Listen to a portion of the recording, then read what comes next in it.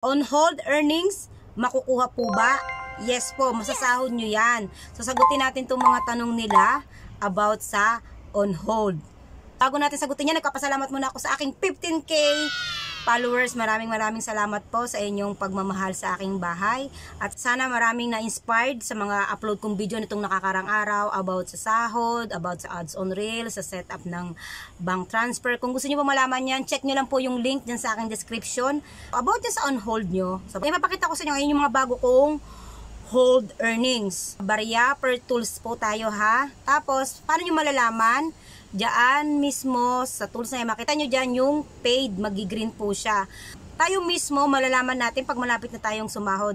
I-compute lang natin lahat ng on-hold natin per tools. Example, stars 25, ang stream ads, saka ads on reels, kailangan 100. Pag nabuo nyo na yan 25 at saka 100, sasahod na po kayo, diretso na po yan sa inyong bank account na kinonect nyo sa inyong Facebook account. Ngayon, mas madali na, hindi na natin kailangan pang magbuo ng 100. Kasi nga, di ba, nag-update si Lolo ng bagong bank transfer, hindi na wire transfer, kaya 25 pa lang masasahod na natin yung on-hold na yan, mas mabilis. Kaya huwag kayong mag-worry dyan sa mga barya-barya nating naiipong hold na yan.